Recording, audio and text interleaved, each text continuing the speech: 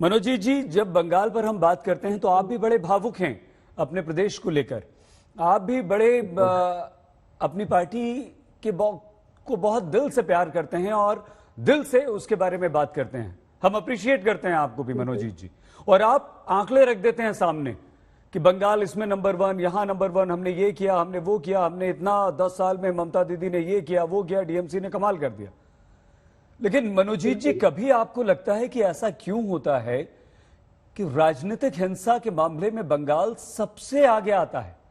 उस बुजुर्ग महिला की मौत कैसे भी हुई हो, टीएमसी लगातार इनकार करती रही है कि उनका आपसी झगड़ा था, वो गिर गई थी, पारिवारिक मामला था, टीएमसी का कोई लेना देना नहीं है। लेकिन वो तस्वीर क्या मनोजीत जी विचलित करती है? और जितने लोगों की जान गई है राजनीतिक हिंसा में बंगाल में, क्या वो आज होली, उनके घर वाले, परिवार वाले होली मना पा रहे होंगे मनोजीत जी? नहीं, पहली बात यह है, बहुत एक दुर्भाग्य की मौत घट गई है।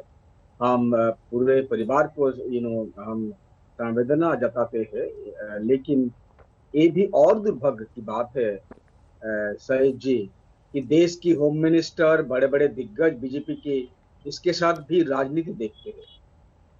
मैं आपको सिर्फ एक बात कहना चाहता हूँ। 2 दिन पहले ये मुतरमा अस्पताल से रिलीज हुए थे, डिस्चार्ज हो गई थी 2 दिन पहले। एक बहुत ही बड़े अस्पताल है हमारे कलकत्ता में, बहुत ही बड़े अस्पताल है, नाम लेने चाहता। 2 दिन पहले उनको डिस्चार्ज हो गया, आज उनके बहुत एक दुर्भाग्य की मौत हो। आप मेरे को ये बताइए, अस्पताल से घर आके उनका अगर मौत हो जाते थे, आप कैसे ये केस कह सकते हो कि उस घटना घटी, उस घटना की बाद अस्पताल से डिस्चार्ज है, उसके बाद उसी घटना के जय मौत हुई। और पहली बात यह है, टीएमसी ने नहीं कहा कि इस घटना के साथ एक पारिवारिक विवाद, टीएमसी ने नहीं कहा। भाई साहब, आप देख लीजिए खुल के, फरवरी मास में जो रिकॉर्डिंग हो रहे थे इलेक्शन अनाउंस होने के पहले है, उनका ही फैमिली का दूसरे ओर से यही आरोप आ रहा था कि इस फैमिली में वो जो लड़का है उनके ऊपर ही आरोप आया था, वो उनके माँ को मारते हैं, पीटते हैं। ये हम लोग ने नहीं कहा था भाई साहब। टीएमसी दूर दूर तक इसके साथ इनका कोई संबंध नहीं थे, आज भी नहीं है। लेकिन दुर्भाग्य की बात देखिए, इन्वेस्टिगेशन तक आज तक नहीं हुआ। क्या मौत का रीजन क्या है, पोस्टमार्टम भी नहीं हुआ। और ये लोग कह रहे हैं कि एक पॉलिटिकल मर्डर है। आप लोगों के पास कोई और इशू नहीं है भाई साहब? एक 85 इयर्स की उम्र की बहुत ही बुजुर्ग जो हमारा मुतरमा है, जिनके बहुत ही दुर्भाग्यपूर्ण एक मौत घट गई है अस्पताल से रिलीज होने के बाद, आपको इस घटना के से भी पॉलिटिक्स नजर आ रही है? सिकदर भाई, आप कहते हो एक तरफ कि हम राजनीति नहीं करना चाहते, ये किस तरह का घटियापन का राजनीति? आपके होम मिनिस्टर जो खुद एक पुलिस मिनिस्टर है, वो ट्वीट करते हो, आप ये इलेक्शन इश्यू बनाते हैं। This is being treated as an electoral issue. The death, unfortunate death of an 85 years old lady is being seen as an electoral issue for the BJP. और इससे आगे हम क्या कह सकते हैं? मनोजीत जी, उनके फैमिली से आपको बात रोकना पड़ रहा है। सौरभ जी, आप उनकी बात का जवाब जरूर दीजिएगा, लेकिन पार्था मुखर्जी और अवनिजेश जी से एक एक रिएक्शन हम लेंगे उसके बाद। पार्था जी, आप तो बंगाल में लेफ्ट के साथ इस वक्त चुनाव लड़ रहे हैं।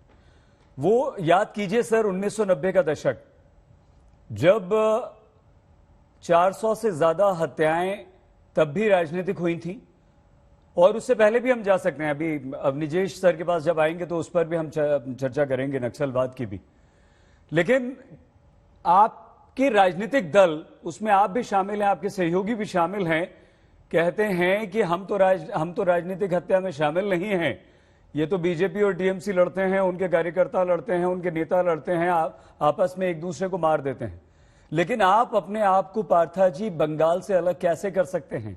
क्या आपको यह अच्छा लगता है पार्था जी कि आज त्योहार के दिन जब लोग एक दूसरे का मुंह मीठा कर रहे हैं, गुजिया खिला रहे हैं, रंग गुलाल अबीर उड़ रहे हैं, वहां पर एक ऐसी बुजुर्ग महिला का चेहरा सामने आता है कि आप और हम विचलित हो जाते हैं? क्यों यह हत्याएं होती हैं? क्यों बंगाल इतना रक्त रंजित है पार्था जी? और दिल पर हाथ रखकर आप अपने आप को इसके लिए कितना जिम्मेदार मानते हैं?